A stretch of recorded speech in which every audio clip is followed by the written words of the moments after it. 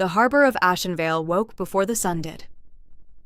Dagny Razelcroft had been on the water since before the first light cracked the horizon. Her boat was small and honest, old wood, mended nets, a hull painted a fading blue that had once matched her mother's favorite dress. She moved through the early morning with the practiced economy of someone who had learned that every movement must count. Every cast of the net. Every pull of the oar. Not poetry, survival. She had just tied the dock lines and begun unloading her catch when she heard the boots. 6 pairs of them. Heavy, deliberate, the kind of boots that did not walk, they announced. They wore the dark green tunics of harbor collectors, but something about them was wrong from the first moment. Their leader, a broad man with a scar running from his ear to his jaw, smiled at her catch the way wolves smile at something cornered. "New harbor tithe," he said, his voice already bored with her. 2 silver coins per catch, effective this morning. Dagny straightened slowly. She looked at him the way the sea looks at a stone, patient, unmoved, entirely willing to wait. "There is no new rate," she said, "and even if there were, I do not answer to men who invent laws before breakfast." The man's smile did not waver. He nodded once to the others. What happened next took less than a minute. They moved to her boat with the efficiency of men who had done this before, who had learned that destruction is faster than argument. They kicked the hull. They tore the nets. One of them drove a boot through the old wood planking with a sound like a bone snapping, and the vessel that had carried Dagny across those waters for 4 years began to fill slowly, quietly, with the cold morning sea. The crowd on the dock had gone still. No one moved. No one spoke. Dagny stood watching her boat sink with her fists at her sides and her jaw locked and her eyes, pale gray, storm-colored, burning with a fury so contained it was almost frightening. She did not cry. She turned to face the 6 men and opened her mouth to speak. And that was the moment the horses arrived. The crowd parted. The morning light, finally cresting the rooftops, fell across the cobblestones in long gold strips, and in that light came a rider so still in the saddle he seemed carved from the same darkness as the hour before dawn. Bjorn Thornmail, the Alpha King. His eyes swept the dock once, and then, as though something pulled them, fell on Dagny. He had looked at 1,000 faces in that harbor. He had never looked at one like that. Something moved in his chest that had no name yet. The king did not dismount immediately. He sat in the saddle the way men sit when they are accustomed to being the last thing a crowd looks at, unhurried, absolute, the morning light settling across his shoulders like something that understood it had found the right place to land. Bjorn Thornmail was 29 years old and had worn the weight of a kingdom since he was 17, and it showed not in weariness, but in stillness. He was the kind of man who had learned that the most dangerous thing a king can do is move too quickly, because quick movements suggest panic, and panic suggests that something in the world is larger than you are. Nothing in Bjorn's experience had ever been larger than him. He looked at the dock. He looked at the 6 men in green tunics, at the splintered wood and the torn nets floating lazily at the waterline, at the crates of fish overturned across the wet cobblestones. He looked at all of it with the flat, measuring patience of a man tallying the cost of something before deciding what it was worth. And then his eyes found her. She was standing at the edge of the dock with the sinking boat behind her, and she was not doing what people usually did when Bjorn Thornmail appeared without warning in a public space. She was not bowing. She was not stepping back. She was not rearranging her face into something more appropriate for a king's presence. She was simply standing there, soaking wet from the knees down, her long blonde hair damp at the ends, her gray eyes fixed on the 6 men with an expression that was not rage. It was something colder and more precise than rage. It was the expression of someone who had already decided that the account would be settled, and was simply waiting for the right moment to present the ledger. Bjorn felt something shift behind his sternum. It was not a sensation he recognized. He had felt desire before, the clean, uncomplicated kind that came and went like weather. He had felt admiration, respect, even the particular warmth that comes from watching someone do something well. But this was different. This was the feeling of a door opening in a room you had forgotten existed. He dismissed it immediately and dismounted. The crowd on the docks parted around him the way water parts around a stone, dropped from a great height, not gently, but with a certain inevitability.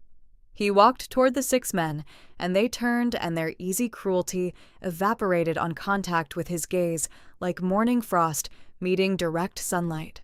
Håkon Fenwick, who had been smiling 3 minutes ago, now held himself with the rigid posture of a man who has only just understood what kind of mistake he has made. "Tell me," Bjorn said, his voice unhurried and very quiet, "what tax is being collected this morning?" Fenwick opened his mouth. What came out was not the smooth performance he had been using on the dock all season. It was fragments, justifications, approximations, the verbal wreckage of a lie being dismantled in real time under a king's direct attention. Bjorn listened to all of it without expression.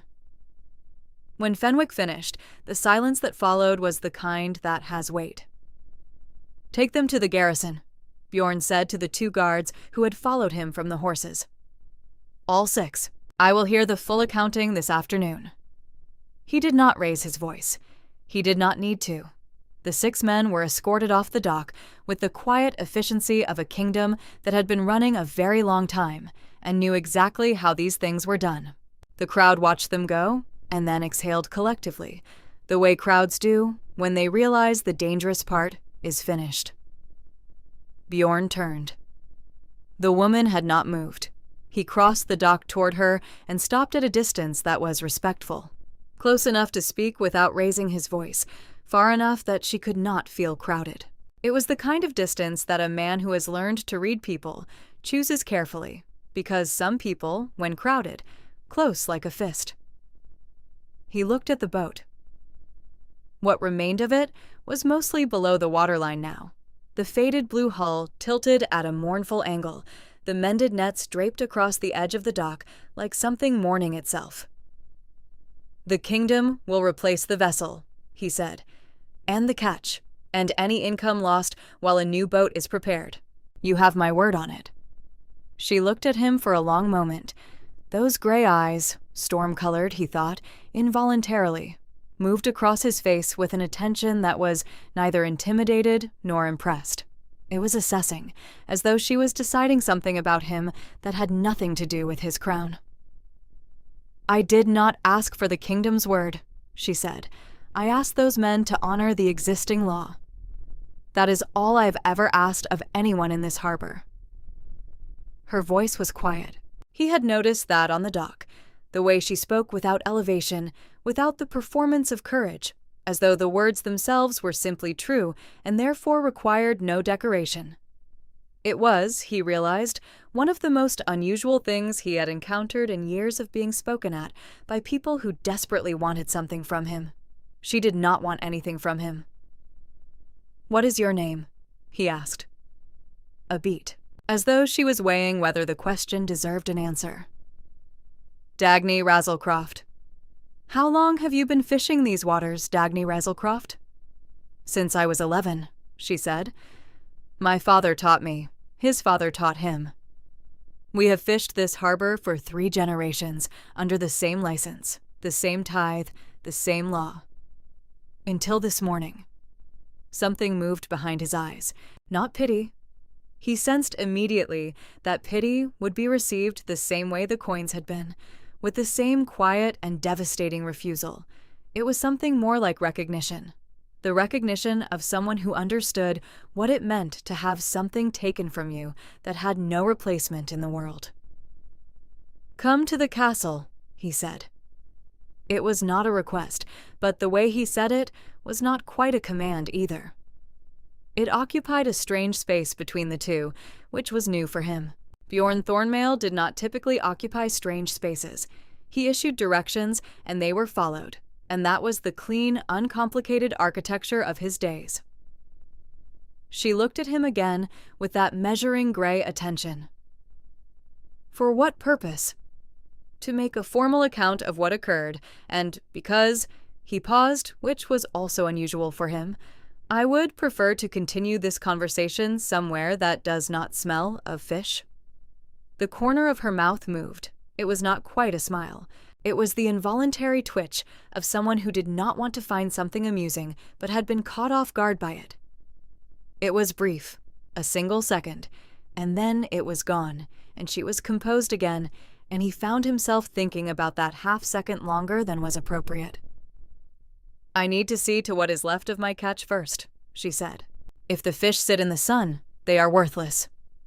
I will have men take them to the market on your behalf. I do not trust men I do not know to handle my work. You trusted no one this morning, and look where that left you. The words came out drier than he intended, and the moment they landed, he watched her reaction with an attention he rarely gave to his own speech. She looked at him sharply, and then again, that half-second at the corner of her mouth, gone before it arrived. I will go to the castle, she said, after the fish. He could have overruled her. The thought occurred to him and passed without stopping, the way thoughts do when you already know what the answer is. He nodded once and turned back toward his horse, and the harbor exhaled around him again, and the morning light was now fully above the rooftops, gold and new across everything. He did not look back at her. He told himself this was because kings do not look back, and he almost believed it. By the time Dagny arrived at the castle gates, the sun had climbed past the rooftops and was burning the dew from the cobblestones.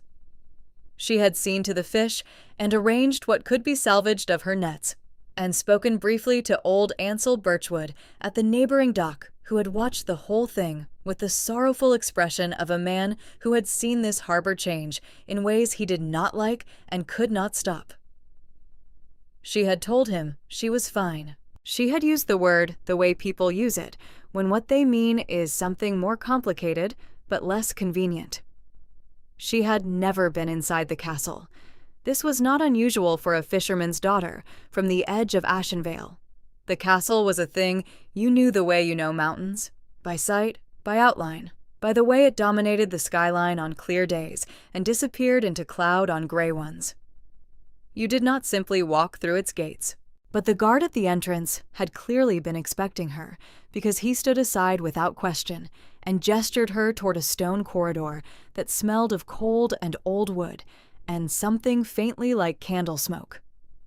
She followed a young attendant, a woman about her own age with kind eyes and hurrying feet, through passageways that grew broader and more ornate as they moved deeper into the structure. Tapestries hung from stone walls, depicting battles and hunts, and the grand mythologies of a kingdom that had been telling itself stories about its own greatness for a very long time. Dagny looked at them without slowing. She had always found that the most powerful people decorated their walls with the things they most needed to believe. The great hall was enormous. She had expected something imposing, and it was, but not in the way she had imagined. It was not the size that struck her, though the ceiling climbed to vaulted heights that made her own cabin feel like a memory of a room. It was the way the space felt occupied, even when nearly empty. There were a handful of advisors near the far end and 2 guards at the main doors, and at the head of the long stone table that ran the length of the hall sat Bjorn Thornmail, no longer in the riding coat she had seen at the harbor. He had changed into darker clothes. He sat with one arm resting on the table, a document open in front of him that he was reading with the particular stillness of a man who can do 2 things at once. When the attendant announced her, he looked up, and the morning light from the high windows crossed his face, and Dagny felt something she immediately and firmly set aside. He gestured to the chair across the table. She sat. She did not adjust herself in the chair the way people do when they are nervous. She sat the way she sat in her boat in open water, balanced, ready, aware of everything around her. I have reviewed the harbor tithe records, Bjorn said. He slid a document across the table toward her. The rate these men were collecting was not sanctioned. It was not new policy. It was theft, conducted under the appearance of authority. "I know," Dagny said. He looked at her. "You know." "I have been watching them do it for 3 months. 2 other fishermen who could not afford to refuse. I was waiting until I had enough witnesses willing to speak." She paused. "I had not planned for them to also sink my boat, but here we are." Something changed in his expression. Not shock. She had the sense that Bjorn Thornmail was not easily shocked. It was something more like recalibration. The small visible adjustment of a man who has just understood that the situation he walked into was more complicated than it appeared from the outside. "You were building a case," he said. "I was building the only kind of case a fisherman can build against armed men in official tunics," she said. "A careful one." He was quiet for a moment. Around them the castle sounds continued. Distant footsteps, the far-off clang of something metallic, the low murmur of the advisors at the end of the hall.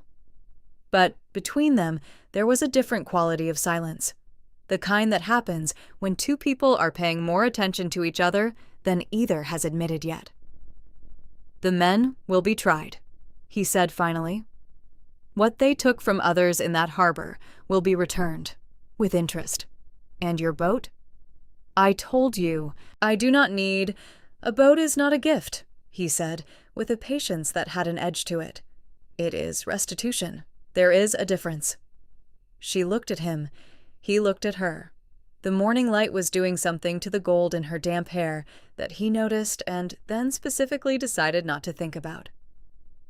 "Why did you come to the harbor this morning?" she asked. "Kings do not typically ride through the fish docks at sunrise." A pause. Fractional. She caught it. "I ride the city at dawn, when I cannot sleep," he said. "And do you often find your officers committing crimes in broad daylight on those rides?" "More than I would like." The honesty of it surprised her. She had expected deflection, the polished redirection of a man practiced in managing what others knew about his kingdom. Instead, he said it plainly, without apology or performance, and it sat between them like something real. "You should sleep more," she said. He stared at her, then very slowly, something crossed his face that she had not expected to see there. Not quite a smile, something beneath a smile, the shadow of one in a man who she suspected had not used the real thing for a long time. "I have been told," he said. She rose from the chair, and he rose with her, which she had not expected. She had expected a dismissal, the formal nod of a king concluding an audience. Instead, he stood when she stood, the way a person stands for another person, and the distinction registered somewhere she did not examine too closely. "I will return tomorrow," she said, "to speak with whoever is managing the testimony of the other fishermen. If you are building a case against Fenwick and his men, you will need their voices." "You would come back," he said, "to assist in the prosecution of men who destroyed your livelihood." "I would come back," she said, "because they also destroyed everyone else's, and someone has to." She turned toward the door. Behind her, she heard nothing. No movement, no word, but she felt, with the particular awareness of someone who has spent years reading weather and water and the subtle language of the world around her, that he was still watching her when she left. She did not look back. Later, walking through the castle courtyard toward the gate, she passed beneath an archway carved with the Thornmail seal, a wolf mid-stride, head turned, looking at something just outside the frame. She glanced at it without stopping, and then, despite herself, she paused. There was something in the wolf's expression that she recognized. She could not name it. She walked on. Behind her, in the great hall, Bjorn Thornmail stood at the window that looked out over the courtyard and watched a woman with fading wet blonde hair cross the stones below without looking up, without slowing, without any sign that she felt the weight of a king's attention following her all the way to the gate. He pressed one hand flat against the cold stone of the window frame. He had ruled this kingdom for 12 years. He had negotiated with warlords and buried friends and made decisions that changed the shape of lives by the thousands. He was not a man who was easily unmade. But something in his chest was behaving in a way he could not immediately explain, and that, more than anything that had happened on those docks that morning, was the thing that stayed with him long after the courtyard was empty and the sun had fully claimed the sky. Before we continue with the story, tell us where you're watching from and how old you are, and subscribe to our channel to receive new stories every day that will touch your heart. I hope you enjoy the story. She had not intended to stay long. That was what Dagny told herself as she crossed the castle gates the following morning, her boots dry this time, her hair braided back with a practical knot at the base of her neck. She had come to give testimony, to speak plainly about what she had witnessed over 3 months at the harbor, to name dates and amounts and faces, and then to return to the edge of the city where her life was, and where she understood the rules. She had not come to be inside these walls any longer than necessary. She did not belong to the world of stone corridors and carved ceilings, and the particular silence that old power builds around itself like a second architecture. She belonged to the water. She had always known this. The testimony itself took most of the morning. A young court scribe, Nana Dunridge, who had clever eyes and ink permanently staining 2 fingers on her right hand, recorded everything Dagny said with meticulous speed. 3 other fishermen from the harbor had come as well, men who had spent 3 seasons paying Fenwick's invented levies in silence, and who now sat in the formal receiving room with the careful posture of people who had never been invited to sit anywhere official before. Dagny spoke first, and the others followed, and she noticed how the atmosphere in the room shifted when they heard her speak, not because she said anything dramatic, but because she was precise. Dates, amounts, witnesses present, the pattern of which mornings Fenwick chose and which he avoided and why. She had been paying attention in the way that people pay attention when they know that attention may someday be the only weapon they have. When it was over, Nana gathered the documents and gave Dagny a small, genuine smile. "The king will want to review all of this before the afternoon session," she said. "He asked that you wait." Dagny opened her mouth to decline. "He was quite specific," Nana added, in the tone of someone who has learned to deliver the king's requests in a way that makes declining feel slightly unreasonable, "that the word wait was not a suggestion." Dagny closed her mouth.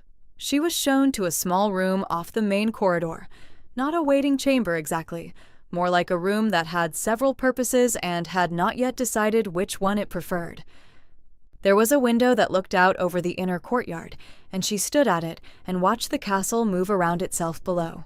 Guards rotating at their posts, a pair of stable boys dragging a cart of hay, a woman in a gray apron crossing the stones with a basket of something that smelled, even at this distance, like fresh bread. The ordinary machinery of an extraordinary place. She found it oddly comforting. She had been standing there perhaps 20 minutes when she heard him in the corridor. She recognized his step before she turned. She had noticed it yesterday. That particular rhythm, unhurried but deliberate, the walk of a man who is aware of the space around him and has decided to take up exactly the right amount of it. He appeared in the doorway and looked at her at the window and said nothing for a moment, which she was beginning to understand was a habit of his. The pause before the word. The assessment before the action. "The testimonies are strong," he said. "Fenwick will not find a favorable outcome at trial." "Good," she said. "The other fishermen, will they need representation, a court advocate?" "Ansel Birchwood can barely afford his nets," she said. "Edric Coldmere has 4 children. What do you think?" He absorbed this without visible reaction. "I will arrange it." "You move quickly when you decide to move." "I have found," he said, "that delay is a form of choice, and I prefer to choose deliberately." She looked at him. He was framed in the doorway, with the castle light behind him, and he looked. She noticed this with the same reluctant honesty with which she noticed most things. Very much like what he was. Not in the decorative sense, not the crown, and the title, in the deeper sense. He looked like a man who had been built by hard weather and harder decisions, who had arrived at 29 carrying more years than he had actually lived, and who wore all of it not as burden but as structure, as the shape of himself. She found this inconvenient. "You may go," he said, and then, before she had processed that, "Or you may stay and eat. There is a dinner this evening. Private, not a formal occasion." Another of those fractional pauses. "I am told I do not eat enough when left to my own judgment." "Who told you that?" "My head cook, who is 63 years old and has no fear of me whatsoever, which I respect enormously." The corner of her mouth moved. She caught it this time before it became anything. "I have no appropriate clothes for a castle dinner," she said. "It is a private dinner," he said. "Not a performance. Come as you are." She should have said no.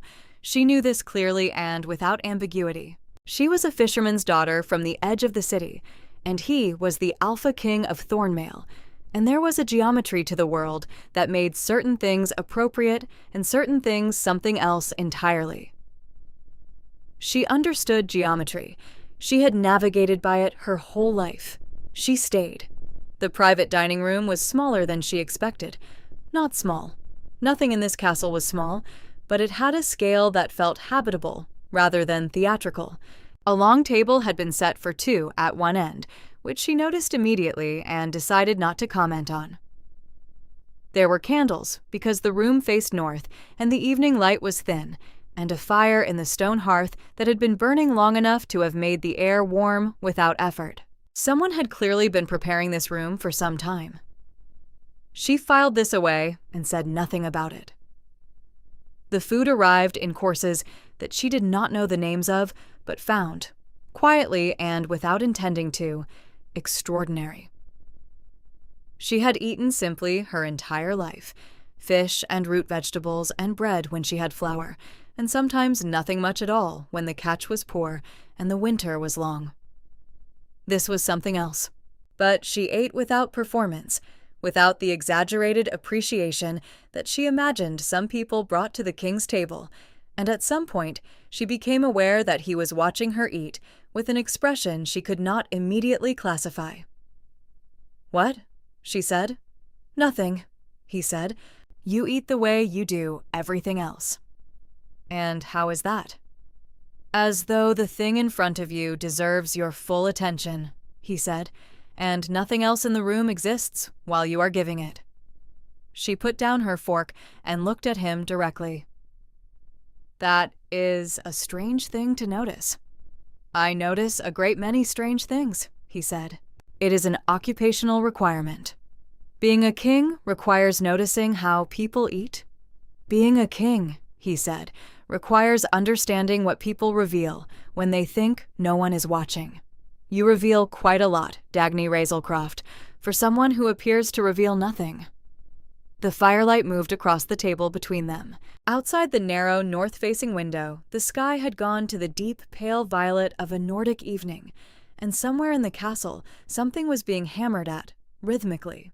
A distant metallic sound that made the silence around it feel more complete. "What do I reveal?" she asked. She was not sure why she asked. She did not typically invite this kind of conversation. He considered the question with the same seriousness she was beginning to understand he brought to most things. "That you are accustomed to being alone," he said. "Not in the sad sense, in the self-sufficient sense. You do not look around the room for approval or for a reaction. You simply exist in the space, and let the space exist around you." He paused. "It is unusual." "For a woman, you mean?" "For anyone," he said. She was quiet. The fire shifted and settled. "My father died when I was 16, she said after a moment. Not because she had planned to say it, but because the room had the quality of a place where things could be said plainly without becoming fragile. "My mother before that. I have been fishing that harbor alone for 6 years. You learn quickly what you can do without." She picked up her fork again. Approval is easy to do without. And company? He asked, very quietly. She looked at him across the table and the firelight and the careful arrangement of someone's hopeful preparation, and for the first time since she had entered this castle, she felt something she could not immediately dismiss or categorize or set at a useful distance. Company, she said equally quietly, is harder. He did not respond immediately. He looked at her in the way he had looked at her on the dock. That particular focused attention, as though she was a text he was reading carefully, because he understood that careless reading would mean missing the most important part. The fire clicked softly in the grate. Somewhere above them, the castle settled into the sounds of evening. I know what it is, he said finally, to be surrounded by people and still be entirely alone. He said it without drama or bid for sympathy, simply as information, as something true. A king is never without company. A king is also almost never truly accompanied. She understood, she realized exactly what he meant, and the understanding landed somewhere in her chest with a weight she had not anticipated. You should have someone, she said before she had decided to say it. I have 12 advisors, he said, dry as kindling, and a cook who is 63 and afraid of nothing. She laughed. It came out before she could stop it. A real one, short and surprised, and she felt it move through her like something that had been waiting for an exit. She put her hand briefly over her mouth, and he looked at her with an expression she would carry in her memory for much longer than was comfortable, because it was the expression of a man seeing something he had not known he was looking for, finding it suddenly in front of him, and not yet knowing what to do with the fact of it. After dinner, he took her to the tower. He said it simply, there is a view from the east tower at this hour that is worth the climb, and she followed him through the interior staircase that wound upward through old stone, past arrow-slit windows that showed slices of darkening sky, until they emerged onto a narrow, open platform at the top, and the world opened up around them all at once. Ashenveil spread below in the evening light. She could see the harbor from here, the glint of water between the dock rooftops, the masts of the anchored vessels, the line of the horizon going blue-black at the edge of everything. She could see the place where her boat had been. From here, it was only a gap in the pattern, a small absence in the geometry of the docks, and the harbor looked the same as it always had, and the sea beyond it looked the same as it always had. And she stood at the rail of the tower with the cold air finding her hair and coming loose from her braid, and she felt, without warning, the full weight of the previous day settle onto her properly for the first time. She had not grieved the boat. She had been too busy being angry, and then too busy being useful, and then too busy managing the particular alertness required for spending a day in a castle with a king who looked at her like that. But here, with the harbor spread below her in the last of the light, she felt it, the small private grief of a thing lost that had no replacement in kind, only in function. Bjorn stood beside her and did not say anything. He did not offer a word of comfort or a practical assurance.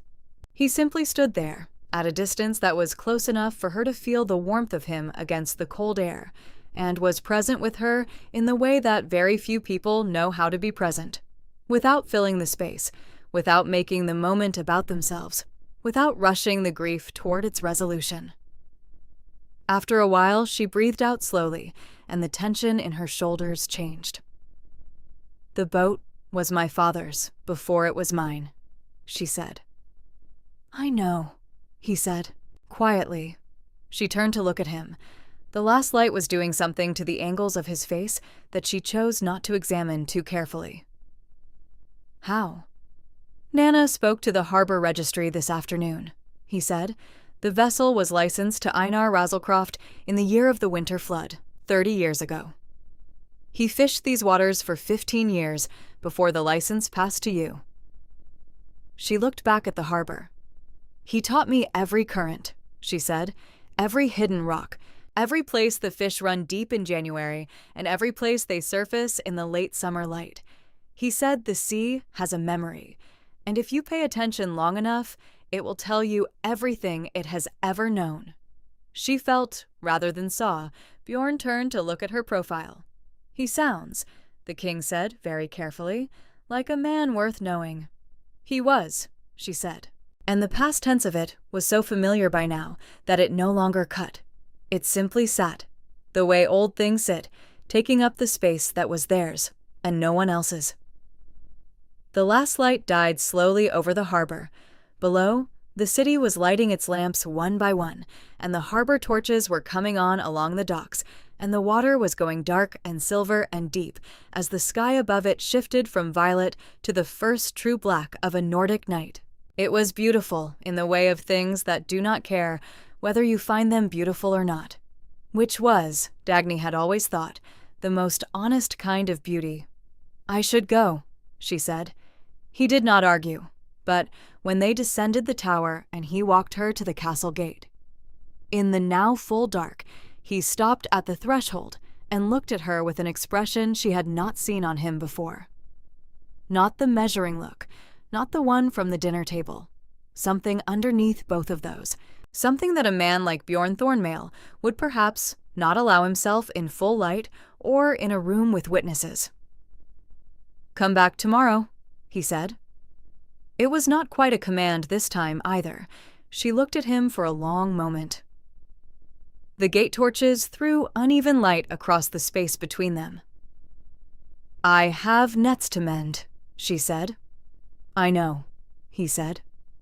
She turned and walked into the dark of the city and did not look back, and behind her, the gate guard reported later, to no one who asked, purely as a private observation, that the king stood at the gatehouse threshold for a very long time after the fisherman's daughter had disappeared into the streets, with his hand against the stone arch and his eyes on the dark, and the expression of a man standing at the edge of something enormous that he had only just begun to understand he was going to walk into anyway. 3 streets away, Dagny Razelcroft walked toward the harbor in the cold night air and thought about a wolf carved in stone above an archway, looking at something just beyond the frame. She thought about it all the way home. Lord Caelan Stormcroft arrived with the kind of entrance that announced itself before the man did. His retinue entered Ashenveil in the late afternoon. 12 riders in matching gray cloaks, 2 carriages of polished black wood, and a standard that bore a silver serpent coiled around a sword, which Dagny, watching from the harbor road, found immediately and specifically unpleasant. She could not have explained why. She had learned, over years of reading water and weather and the subtle grammar of the world, that there were things the body understood before the mind caught up. Her body understood something about that silver serpent before she had read a single word of the man who carried it. She had not been invited to the castle that day. She went anyway. The invitation arrived, technically, 3 hours later, delivered by Nana Dunridge with ink on her fingers, and something complicated in her expression that she smoothed over quickly with professional composure.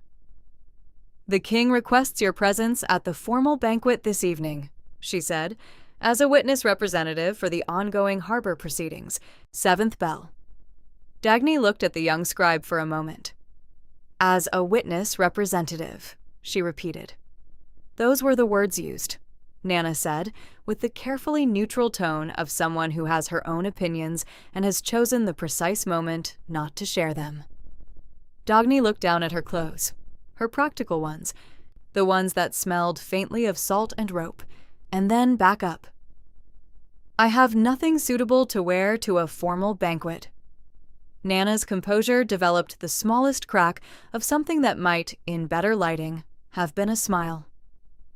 "The king anticipated this," she said, and gestured behind her to where a castle attendant stood, holding a folded bundle of deep green fabric with the patience of someone who had been briefed extensively on what response to expect.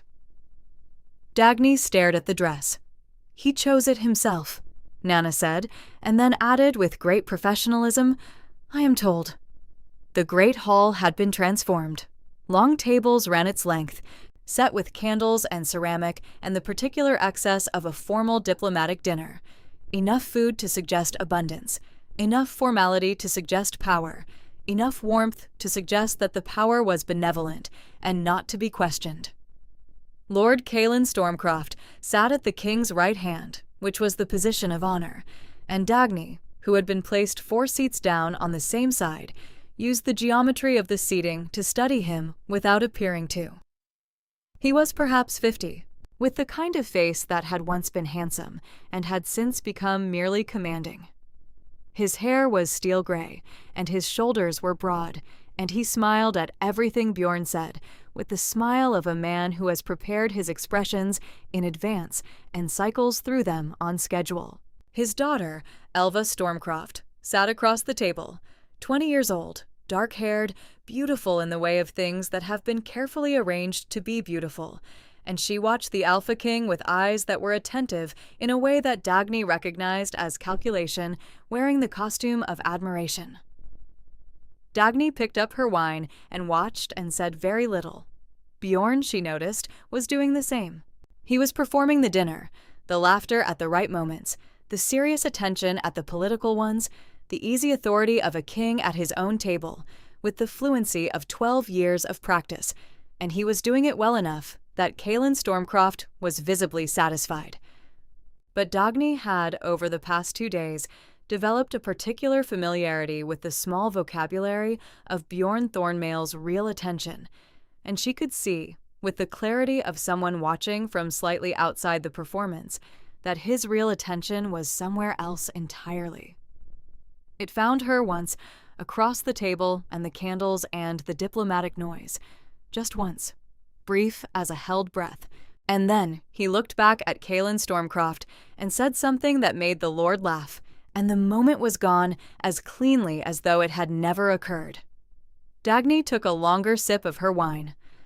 Lord Stormcroft spoke at length about the richness of his territory's iron mines, the strength of his northern ports, the natural advantage of a union between his house and the Thornmail line. He spoke about Elva with the particular warmth of a man displaying something valuable, not unkindly, but with the implicit understanding that Elva was, in this context, a feature of the proposal rather than a person within it. Elva sat through this with a stillness that Dagny recognized, after a moment, as the stillness of someone who had learned to be still, because moving had taught her nothing good. She felt, despite herself, a pang of something for the girl across the table. But it was Caelan Stormcroft himself that held her attention most. There was a quality to him that she could not name precisely, not dishonesty exactly, because dishonest men were usually nervous, and this man was not nervous at all. It was something smoother than dishonesty, more like the way certain stretches of water looked calm on the surface because everything violent was happening underneath. She had learned, young, not to trust water that looked too calm. The banquet ended at the 10th bell, by which time Lord Stormcroft had consumed a considerable amount of the king's wine and had proposed a preliminary agreement on 3 separate occasions in 3 slightly different phrasings, each time with the smile of a man who believes that repetition and confidence are the same thing. Bjorn had received all 3 proposals with the courteous, non-committal patience of a king who has heard 1,000 proposals and knows that agreement and attention are not the same thing either. The guests were escorted to their chambers, the hall emptied by degrees. Dagny had begun moving toward the main doors when she heard his step behind her, that particular rhythm she had come to know, and she slowed without stopping, because slowing felt honest and stopping felt like something she had not decided yet. Dagny. She turned. The great hall was nearly empty now. 2 servants were clearing the far end of the table, too distant to hear anything said quietly, and the candles had burned down to a lower, warmer light that turned everything amber and close. Bjorn stood a few feet from her, with the formal dinner behind him and something in his expression that was the opposite of the performance she had watched all evening. This was the face underneath the face, She had seen pieces of it in the tower and in the dining room and in the courtyard. But here, in the low candlelight, with the hall emptying around them, she saw it more completely. It was the face of a man who was tired of being a king and had not said so to anyone. "Walk with me," he said. The corridor of tapestries ran along the eastern wall of the castle, a long passageway hung on both sides with great woven panels depicting the history of the Thornmail line, battles, coronations, the faces of the dead kings who had preceded Bjorn, rendered in wool and thread, and the particular formality of official memory. Their footsteps echoed softly against the stone floor as they walked, and the torches in their iron brackets threw moving shadows across the woven faces, making the dead kings look, in certain lights, as though they were about to speak. Dagny walked beside him and did not break the silence first. She had learned, in 2 days, that Bjorn Thornmail's silences were not empty. They were where he kept the things he was deciding whether to say. "What did you think of him?" he asked finally. "Stormcroft?" "Yes." She considered the question with the honesty she brought to most things. "He is very good at wanting something without appearing to want it," she said. "The smile never quite reaches the eyes, and he speaks about his daughter the way you speak about a ship. Valuable, well-built, suitable for the purpose." She paused. "I did not like him." "No," Bjorn said quietly. "Neither did I." "And yet, you smiled at everything he said." "I am a king," he said. "I smile at a great many things I do not like. It is one of the less dignified requirements of the position." She glanced at him sideways. "You smiled at me once, at the dinner table, across the candles." A beat. The tapestried kings swayed slightly in the torch draft. "Did I?" he said. "Not a question." "It was different from the other smiles," she said. He stopped walking. She stopped beside him, and they stood in the corridor between 2 tapestries. On one side, a great battle scene, on the other, a coronation, and between them, the living king and the fisherman's daughter in her borrowed green dress and the torches breathing slowly in the dark. He looked at her. The low light found the angles of his face, the line of his jaw beneath the dark beard, the particular gravity of his eyes that she had been trying, with limited success, not to think too much about. "Dagny," he said, and the way he said her name was different here than it had been in the hall or in the courtyard or across formal tables. Here, it had the weight of something he had been carrying. "You do not have to say it carefully," she said quietly. "I am not fragile." "I know you are not fragile," he said. "That is not why I am saying it carefully." She looked up at him in the torchlight. He was close, closer than the formal distances of the past 2 days, and she was aware of this with her whole body in a way that was neither comfortable nor something she wanted to move away from. "Then why?" she asked. "Because," he said, "I have learned that the things worth saying are the ones that deserve to be said correctly, and I have not yet found the correct words for this particular thing." "What particular thing?" He looked at her for a long moment, then slowly, with the deliberateness that she had come to understand was the truest version of him, he reached out and tucked a loose strand of her blonde hair back from her face, a gesture so careful it was almost reverent, his fingers barely grazing her cheekbone, warm against the cool of the corridor air. She felt it move through her like the first note of something that had been waiting to be played. She did not step back. "The particular thing," he said very quietly, "of standing in a corridor at midnight and understanding that the most important thing that has happened to me in 12 years of ruling a kingdom is meeting a woman who told me I should sleep more." She let out a breath that was almost a laugh and almost something else. "That is a very low bar," she said. "You have no idea," he said, "how high it actually was." His hand had not moved from where it rested, fingers light against the curve of her jaw now, and she let herself look at him without the careful management she had been applying to that activity for 2 days. Up close he was, she had no better word for it, immense. Not only physically, though he was that too. Broad-shouldered and dark, and built by a life that had not been easy. But immense in the way of things that take up space in you without asking permission. The dark eyes and the careful hands and the voice that said her name like it meant something.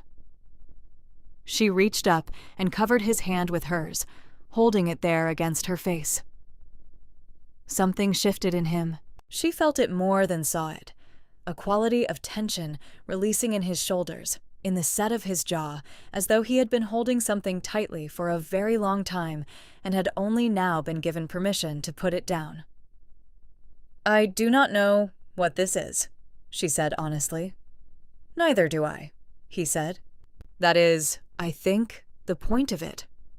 She turned her face slightly into his palm, the smallest movement, barely conscious, and his fingers curved gently around her cheek in response, and for a moment they simply existed in the corridor between the dead kings, with the torchlight breathing around them and the castle settling into the deep sounds of night. Then he leaned down, slowly, giving her every moment to decide otherwise. She did not decide otherwise. His lips met hers with the same quality his words had, careful, deliberate, unhurried, as though this were something that deserved to be done correctly. She felt the warmth of him close around her, one hand still cradling her face, and the other finding her waist with a gentleness that undid something in her chest she had not known was wound tight. She kissed him back with the honesty she brought to everything. Not performance, not caution, but the full presence of a person who has decided that a thing is real and is willing to be in it completely. When they parted, it was slowly, and she kept her eyes closed for a moment after, and when she opened them, he was looking at her with an expression she had never seen on him before, and would not see on him in front of anyone else. Open, in the way of something that has just taken down its walls and is looking at the landscape they had been hiding. "Dagny," he said, just her name, again, still carrying everything. "I know," she said. She walked home that night through the city streets with the night air cold on her face and the harbor glinting at the end of the road, and her heart doing something large and inconvenient inside her chest. She pressed 2 fingers briefly to her lips as she walked, not thinking about it, and then caught herself doing it and dropped her hand. Above the rooftops, the castle tower was a dark shape against the stars. In the corridor of tapestried kings, she had felt, for one unguarded moment, something she had not felt in 6 years of solitude and salt water, and the particular loneliness of loving a world that did not always love you back. She had felt accompanied. She was so occupied with the feeling of it, with the careful handling of something this new and this large, that she did not notice, could not have noticed, walking alone through the lampless street, that 3 blocks behind her, a figure in a gray cloak had stepped from a shadow and was watching the direction she had come from, watching the castle gate, watching with the patient, calculating attention of someone who had noticed something valuable and was already deciding how to use it. The silver serpent on his ring caught the moonlight once, briefly, before he turned and walked the other way. Roald Cinderhall had not slept. This was not unusual for a man of 71 who carried the particular insomnia of someone who has spent 5 decades knowing things that other people do not, and understanding, with the clarity that only age brings, exactly how much weight that knowledge has. He had served 3 kings of the Thornmail line. He had watched Bjorn's father die and watched Bjorn take the crown at 17 with the expression of a young man who understood that the ceremony was not an honor but a sentence, and who had accepted it anyway with the kind of quiet dignity that made Roald think, for the first time in many years, that perhaps the kingdom would be all right. He had kept secrets for all 3 kings, but the one he carried now was different in kind from any of the others, The others had been secrets of policy, of war, of the careful management of truths too dangerous to release unprepared into the world. This one was older than policy. This one had roots that went down into the ground of the kingdom like the roots of the oldest trees. Invisible from the surface, structural in the most fundamental sense, capable of changing everything above the soil if you pulled on them wrong. He had found the document 3 days ago. Not found. That was the wrong word. He had known it was there. He had placed it there himself, 30 years ago, in the archive room behind the false panel that only he and the dead king knew about. And he had told himself at the time that he was keeping it safe. That the right moment would come. That these things had a way of returning to the surface when the world was ready for them. And that his job was simply to preserve the evidence until that moment arrived. Standing now in the pre-dawn dark, outside the king's private chambers, the sealed document in his hands, Roald Cinderhall thought that perhaps the world had been ready for longer than he had allowed himself to believe. He knocked. Bjorn answered the door himself, which meant he had not been sleeping either. He was dressed, but barely.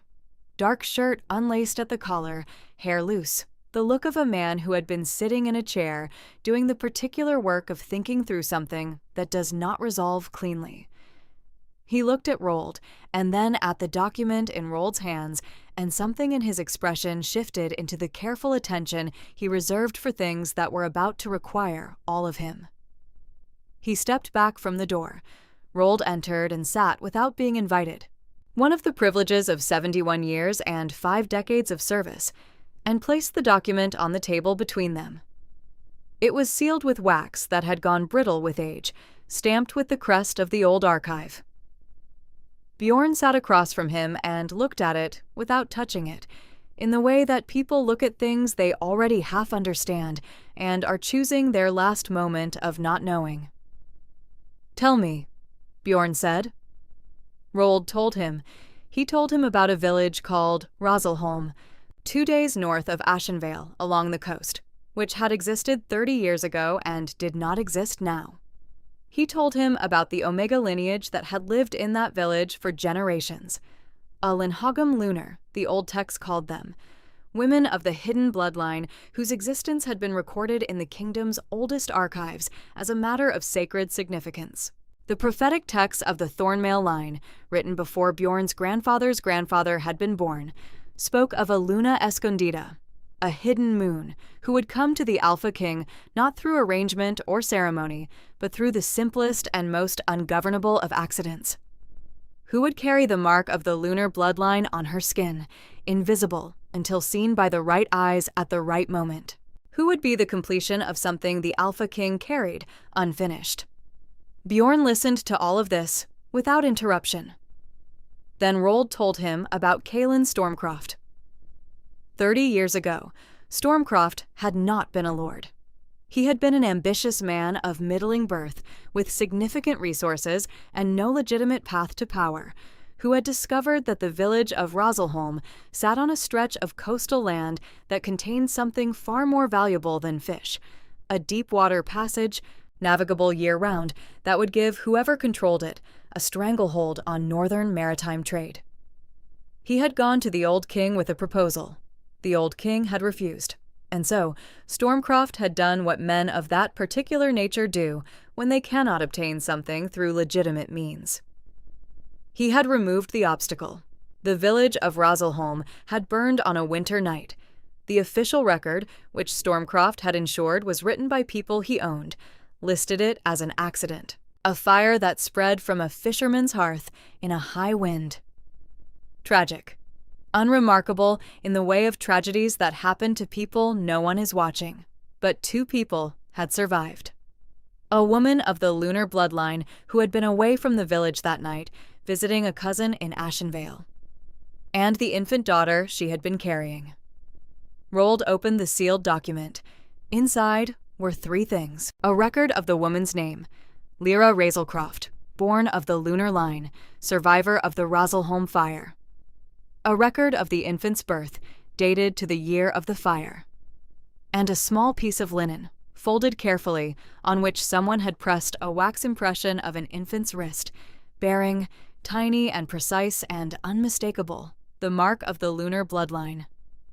The infant's name, written in Rold's own hand from 30 years ago, was Dagny. The silence that followed was the kind that happens when something very large has been placed in a room that previously contained only ordinary things. Bjorn sat with the documents in his hands and did not speak for a long time. Rold watched him with the patience of a man who has spent 50 years knowing when to let silence do its work. "She does not know," Bjorn said finally. It was not a question. "Her mother told her nothing," Rold said. "Lyra Razelcroft died when the girl was 12. Whatever she knew, she carried alone and carried it to her grave. I believe she was afraid. Stormcroft had men everywhere along that coast for years after the fire, looking for survivors." He paused. "I believe she understood that the safest thing she could do for her daughter was ensure that her daughter had nothing to hide. She gave her nothing," Bjorn said. "No name, no history, no knowledge of what she was. She gave her survival," Rold said quietly. "For a woman in that position, that was everything."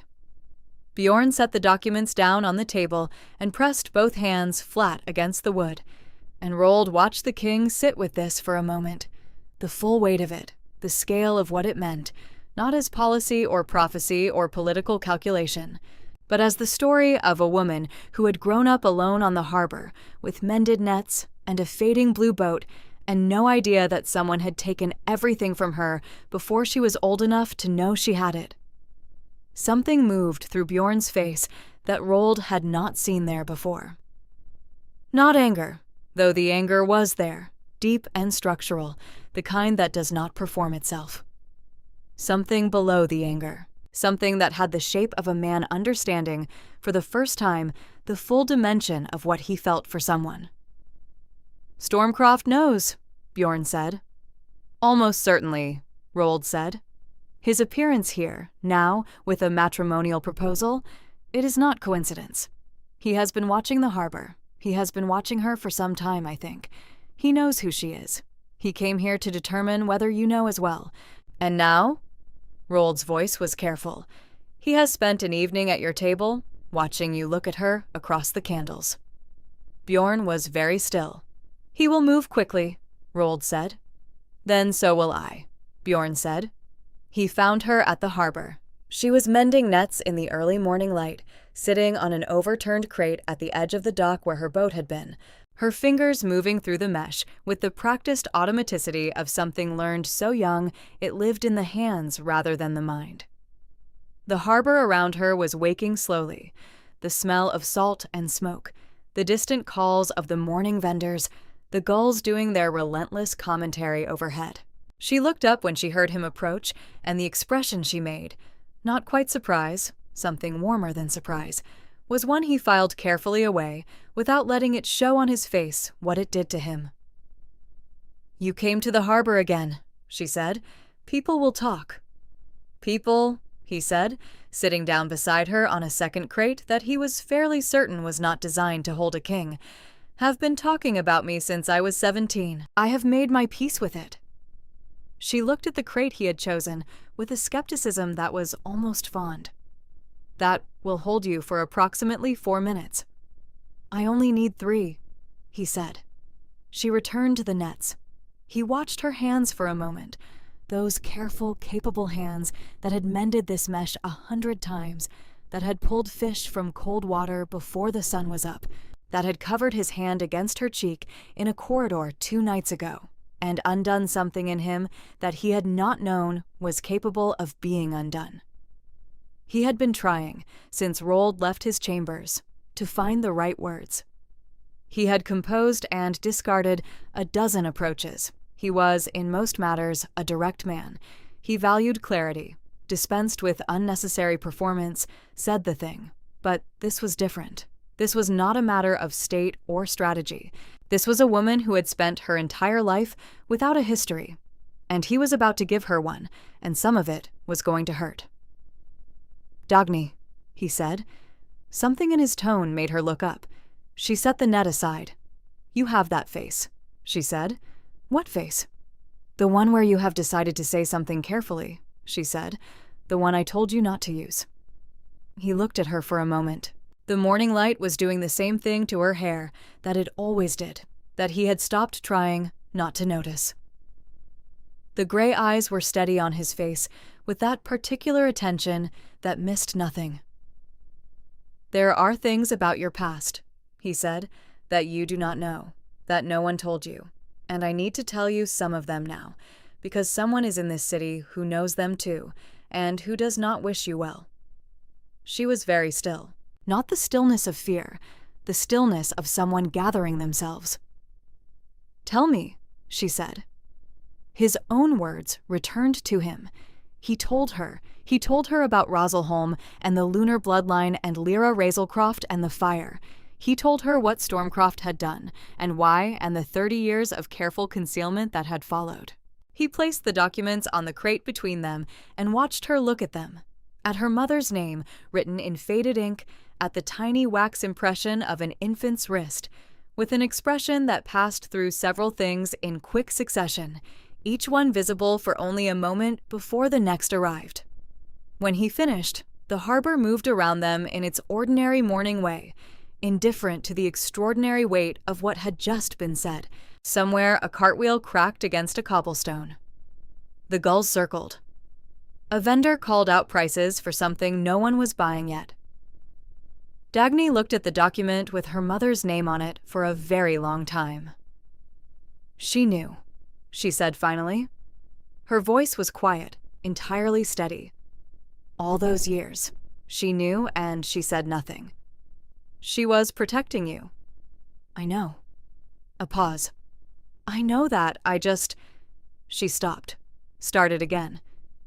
I used to ask her about her family, about where we came from. She would say the sea and smile and change the subject. Something moved across her face. I thought she simply did not like to speak of the past. I thought it was grief. Another pause. It was grief. I was just not understanding what it was grief for. He reached out and covered her hand with his, the way she had covered his in the corridor. She looked down at their hands and then up at him, and the thing in her expression was not fragility. He had known from the beginning that she was not fragile. But it was something that only people who are very strong can afford to show. The particular openness of someone who does not need walls to survive, and can therefore choose, very carefully, when to take them down. My mother burned, she said. Quietly. Her whole world burned, and she rebuilt herself from nothing and raised me and taught me to fish and mend nets and read the water, and she never told me why we were alone. She never let me see how much had been taken. She turned her hand under his and held it. She was the strongest person I have ever known. Yes, he said, simply. She was quiet for a moment, then, Stormcroft. Yes, he's still here. Not a question. He leaves tomorrow, officially. His retinue began packing this morning. He paused. I do not believe he will leave without attempting something first.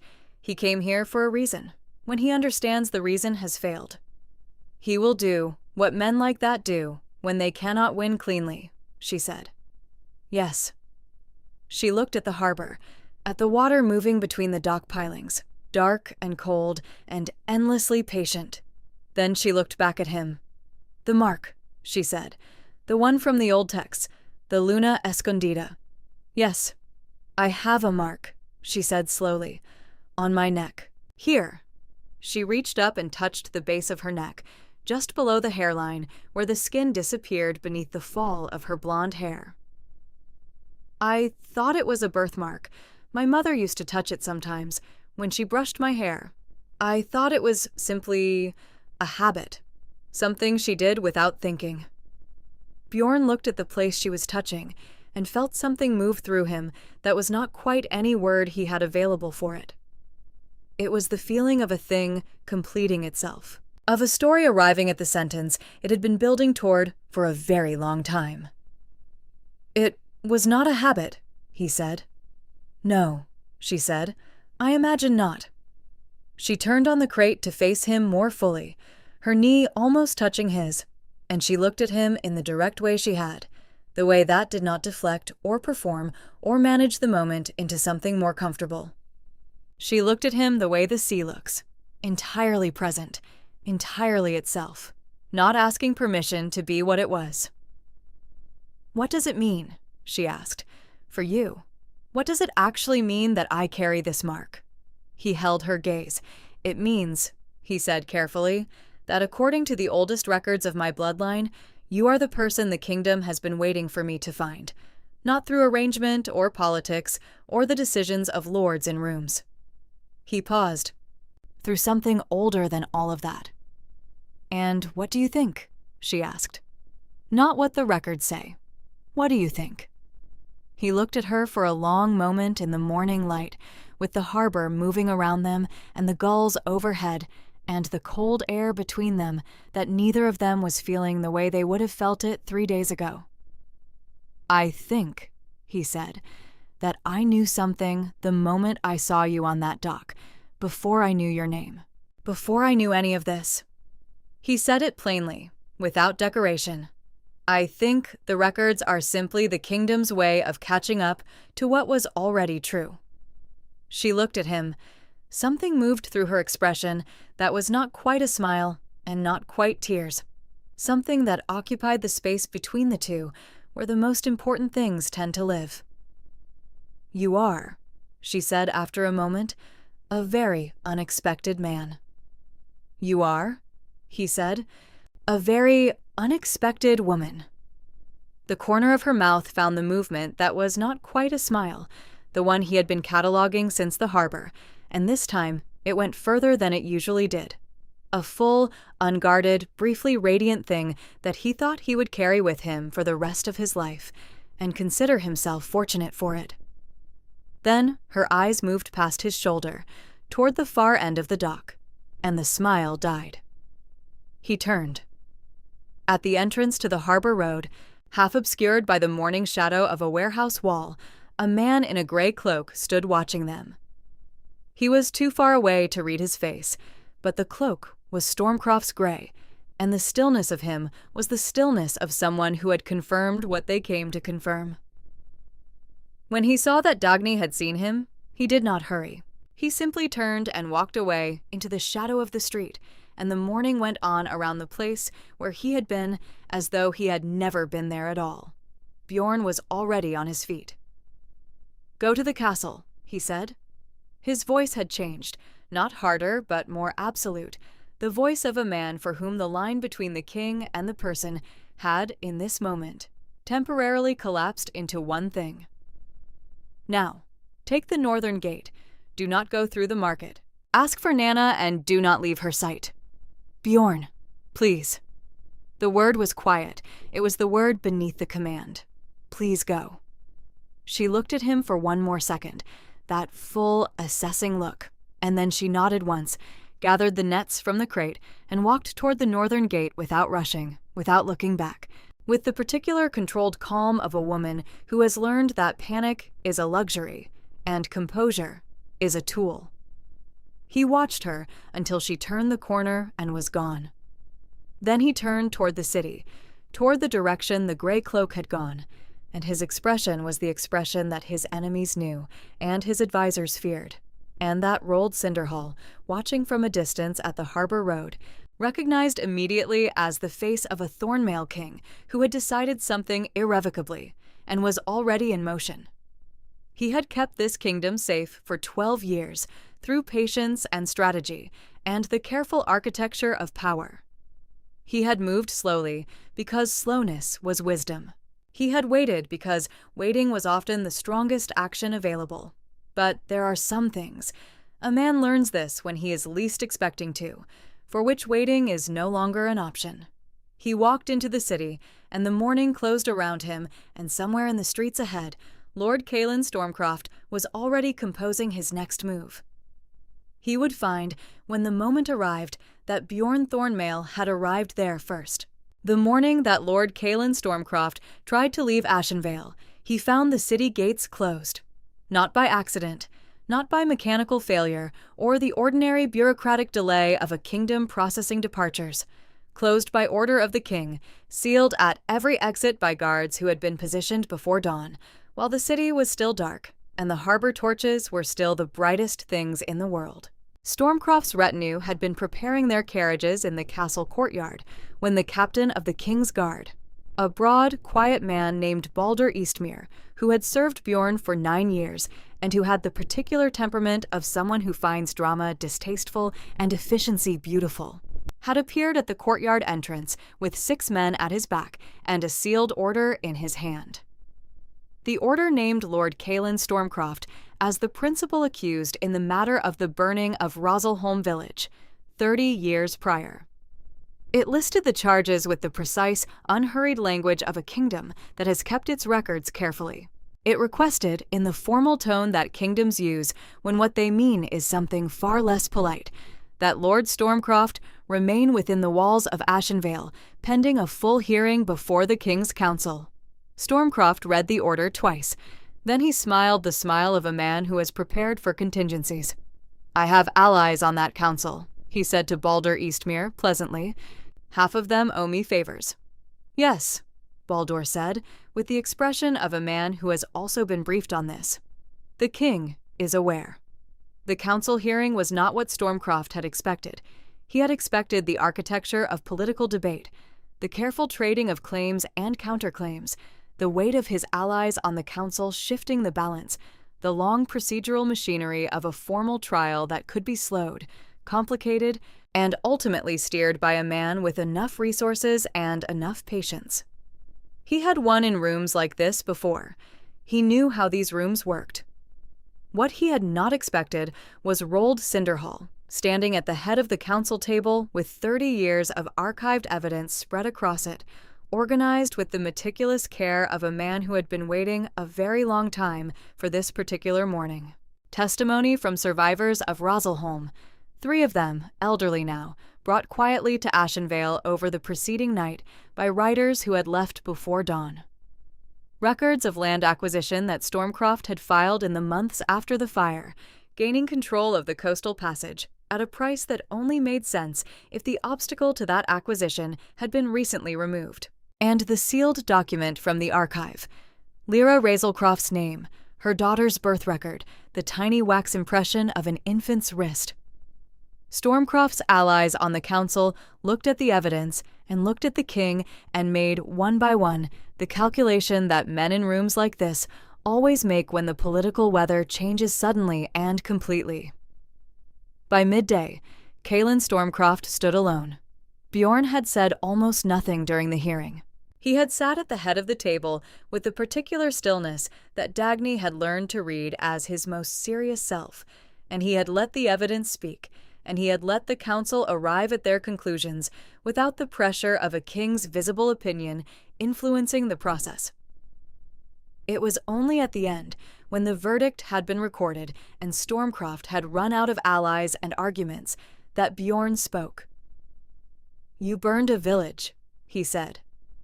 His voice was very quiet. "You killed men and women and children for a stretch of coastal water. You spent 30 years ensuring that the survivors could not speak. And you came to this city, to my table, and smiled at me over my wine, while the daughter of one of your victims lived 4 streets away and mended nets for survival." He paused. "I want you to understand something clearly before you leave this room. The coastal passage you wanted has been seized by the Crown. Your title and lands are under review, pending the full legal process. And the woman you tried to erase, whose mother you took, whose history you buried, is under my personal protection, permanently, in a capacity that will be made public before this week is out." Stormcroft said nothing. For the first time since he had arrived in Ashenveil, he had nothing to say. "Take him," Bjorn said to Balder Eastmere, and looked away and did not watch him go. He found Dagny in the castle garden. She was sitting on the stone bench near the elder tree, which had come into its late-season colors, deep gold and amber against the gray sky, and she was not doing anything in particular, which he had learned was rare for her, and therefore significant. She was simply sitting with her hands in her lap, and her face tilted slightly upward, the way she sat on the water sometimes, he imagined, when there was nothing to do but be present in the world and let the world be present around her. He sat beside her without preamble. "It is done," he said. She looked at him. All of it. All of it. She absorbed this. The garden was quiet around them, the last of the season's birds doing their diminishing business in the branches overhead, the distant sound of the castle going about its afternoon. She looked back at the sky. "My mother would have wanted to know that," she said. That someone finally said it out loud, that it was named for what it was. "I know," he said. "Thank you." She said it simply, without performance. "There is nothing to thank me for," he said. "Justice is not a gift. It is what was owed." She turned to look at him with the full attention she brought to things that mattered, and he looked back at her in the garden light, gold-haired, gray-eyed, sitting in his castle garden as though she had always belonged in it and simply taken a roundabout path to arrive, and felt the thing in his chest that had no adequate name do what it always did in her presence. Expand insufferably beyond any perimeter he had established for it. "There is something I want to ask you," he said. "I know," she said. He looked at her. "You know." "Nana told me," she said. "She did not mean to. She simply has a face that is very honest when she is excited about something." A pause. "Also, she ordered 3 new flower arrangements for the Great Hall this morning and tried to pretend they were routine." Something crossed his face that she would later describe to Nana as the expression of a man who has discovered that privacy in a castle is largely theoretical. He reached into his coat and produced a ring. Old gold, dark with age, set with a stone the color of the sea on a clear winter morning, pale blue, almost gray, the exact color of her eyes, which was not a coincidence, because he had spent 20 minutes with the castle jeweler the previous afternoon describing the color with increasingly inadequate words until the jeweler had simply held up this ring and said nothing. It had belonged to no previous Thornmail queen. He had been specific about that. He had wanted something that was hers first and history's second. "Dagny Razelcroft," he said, and her name in his voice had all the weight it always carried, plus something new. The weight of a question that was also, he realized, the most important statement he had ever made. "You walked into my harbor 10 days ago and told me I should sleep more, and refused my coins, and looked at me like I was simply a man standing on a dock. I have been a king since I was 17. No one had looked at me like that in 12 years. He held her gaze. "I do not want to know what the next 12 years look like without you in them. I am not particularly interested in a world where you are somewhere other than beside me." A pause. "Marry me. Not for the bloodline or the prophecy or any reason the old text would recognize. For this. For what happens in the space between us when we are simply 2 people sitting somewhere together." She looked at the ring. She looked at him. "You are still not sleeping enough," she said. "Dagny." "Yes," she said. "Obviously, yes." He put the ring on her finger and she let him, and when it was on she looked at it for a moment with an expression that was, entirely uncharacteristically, and only for a moment, completely unguarded. Wonder, simply. The open, uncalculated wonder of someone who had built her life on the expectation of loss and had been, against all reasonable probability, given something instead. He cupped her face in his hands and kissed her in the garden under the amber elder tree, and she kissed him back the way she did everything, completely, honestly, without reservation. And the castle went on around them, and the sky went on above them, and somewhere in the city, the harbor moved with the tide as it always had, as it always would. They were married before the first snow. The ceremony was held in the Great Hall, which Nana Dunridge had decorated with a thoroughness that suggested she had been planning it for longer than was technically possible given the timeline. The flower arrangements were extraordinary. The guest list was small by royal standards and enormous by Dagny's. She had, before the engagement, known approximately 11 people in the world, and now stood before the kingdom's assembled witnesses in a gown the color of winter seafoam, and felt the specific vertigo of a life that has changed its shape so completely that you must relearn how to stand in it. Bjorn stood at the end of the hall and watched her walk toward him, and had the expression of a man who is trying very hard to maintain the dignity appropriate to a public ceremony and finding it increasingly difficult. Roald Cinderhall performed the binding. His voice was steady throughout, though those who knew him noticed that he blinked more than usual during the final words and spent a considerable time afterward inspecting a tapestry at the far end of the hall with great apparent interest. When Bjorn said the words of the vow, he said them to her face, directly, without looking at Roald or the witnesses or the assembled hall, only at her, as though the ceremony were a private thing with an audience rather than a public thing with two participants. She said hers back the same way, quiet, clear, entirely certain.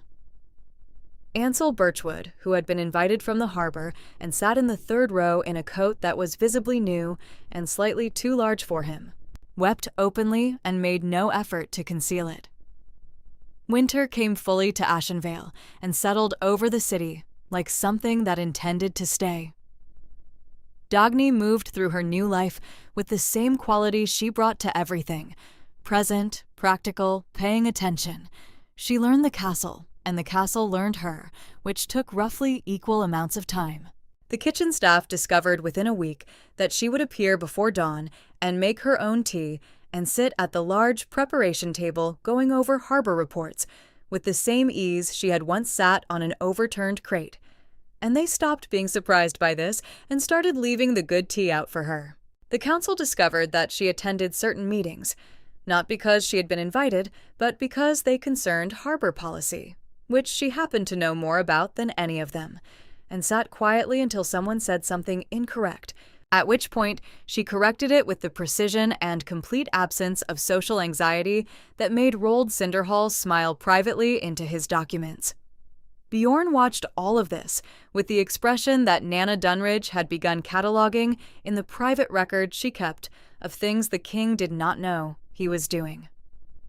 It was the expression of a man who has been cold for a very long time and has only recently understood what warmth actually feels like. He slept more. She had noticed this immediately and said nothing about it, because she had learned that some victories are best accepted quietly. Spring arrived with the particular generosity of springs that follow hard winters, and with the spring came Eliseo. He arrived in the early hours of a morning in late April, when the harbor was still dark, and the elder tree in the castle garden had just begun its first tentative green, and the world was in the specific state of becoming that made everything feel simultaneously fragile and inevitable. The birth was long, longer than anyone was comfortable with, including Dagny herself, who managed the whole of it with a ferocious, concentrated composure that the midwife, Yrsa Crowhurst, would describe for years afterward as the most remarkable thing she had witnessed in 30 years of bringing children into the world. Bjorn was not permitted in the room for most of it. He sat outside the door for 6 hours, which was the longest 6 hours of his 12-year reign by a significant margin. He sat with his elbows on his knees and his hands clasped and his head down, and Balder Eastmere stood nearby and said nothing, because Balder had the wisdom to understand that nothing was exactly what was needed. At some point, Roald Cinderhall appeared with 2 cups of something hot, and sat beside the king without comment, and they waited together in the corridor like 2 men sitting at the edge of something very large. When Yrsa Crowhurst opened the door and told him he could come in, Bjorn stood so quickly he knocked one of the cups off the bench. He did not notice.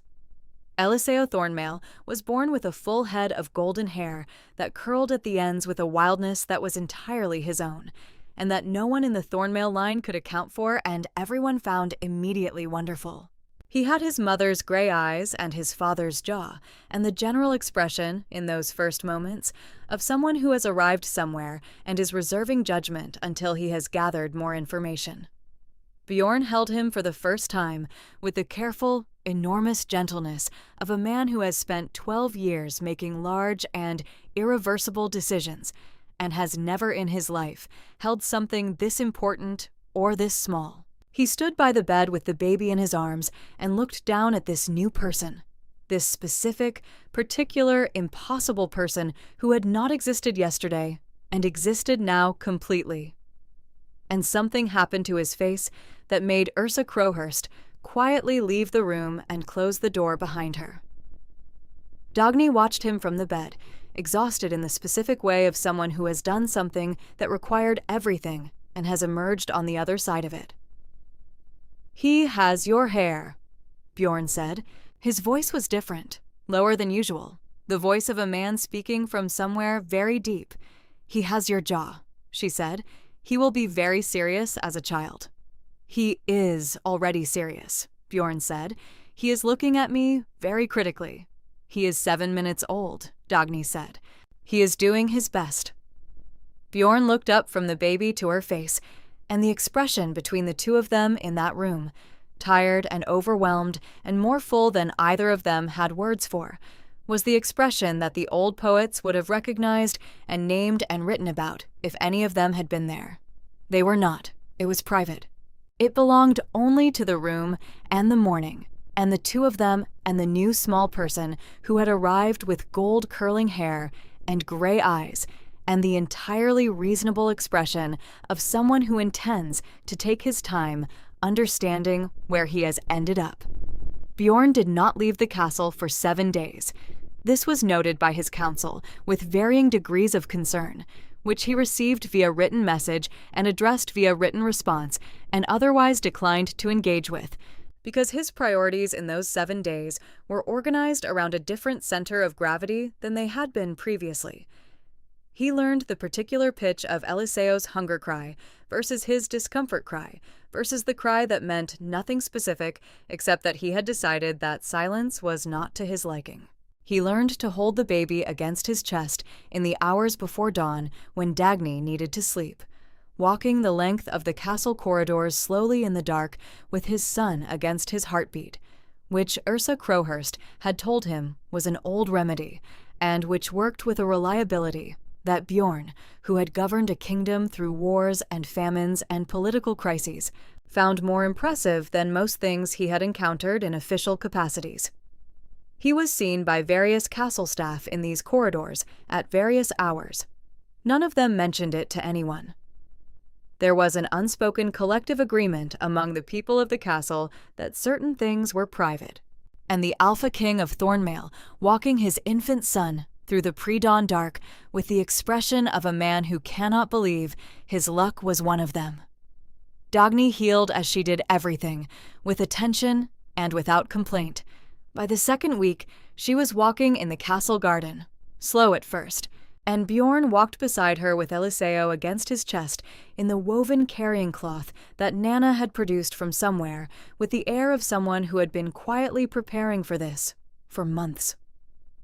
The elder tree was in full green by then, and the harbor was visible from the garden wall on clear days, a glint of blue between the rooftops. And Dagny would stand at the wall sometimes and look at it with the expression of someone checking in on something they love from a comfortable distance.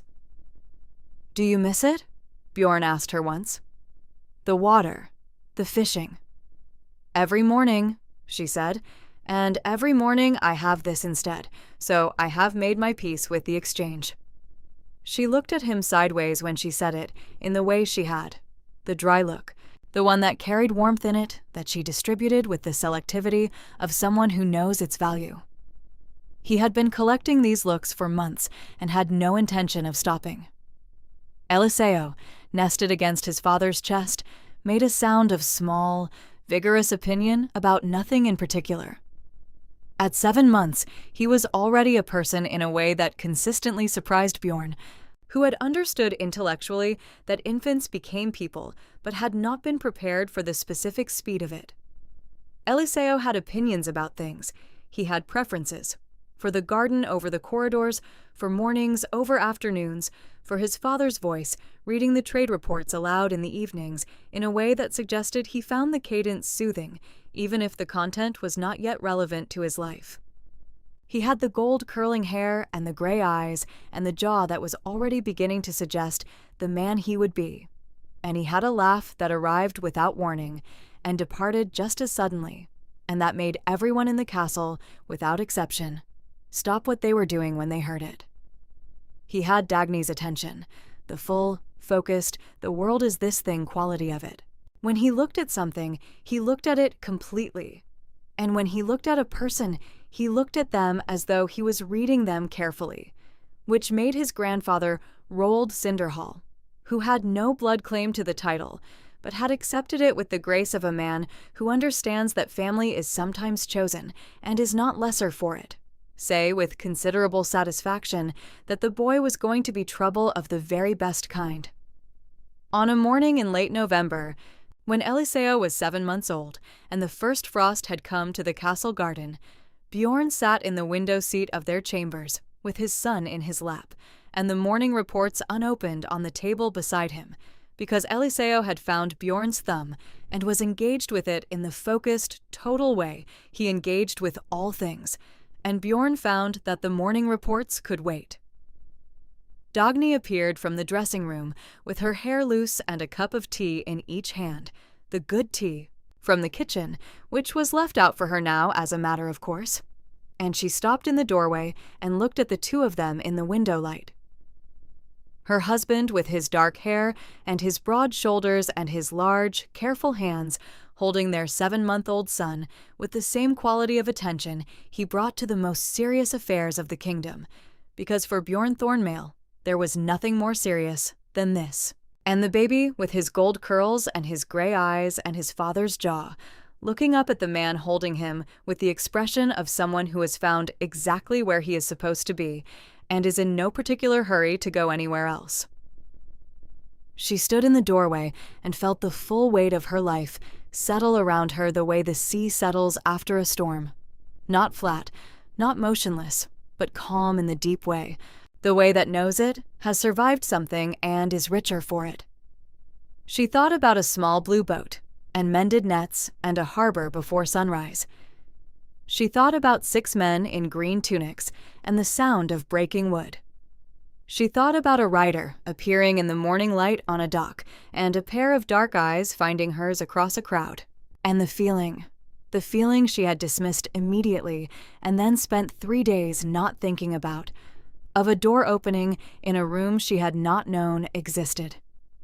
She thought about her mother, who had given her survival and the sea, and the knowledge of every current and hidden rock, and the memory of things that live in the water if you are patient enough to wait for them.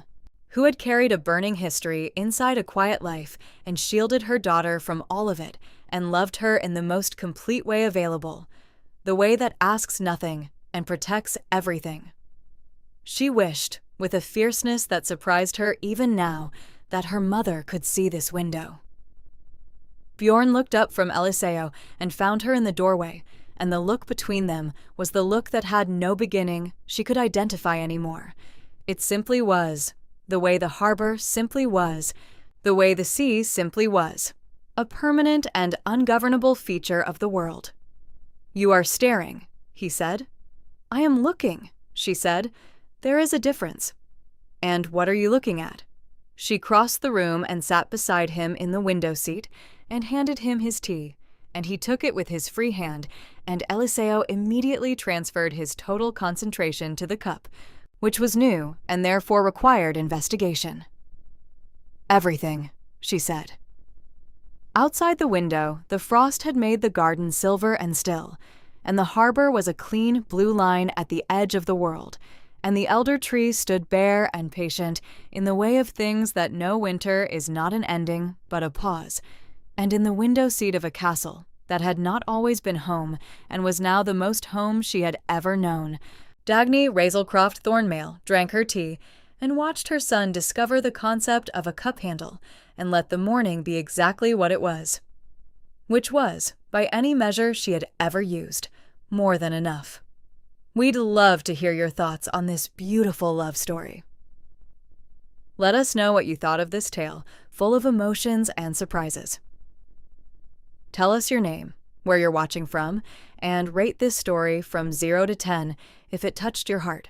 And if you enjoyed the plot, don't forget to leave a like and subscribe to the channel so you don't miss the amazing new stories coming soon. See you next time.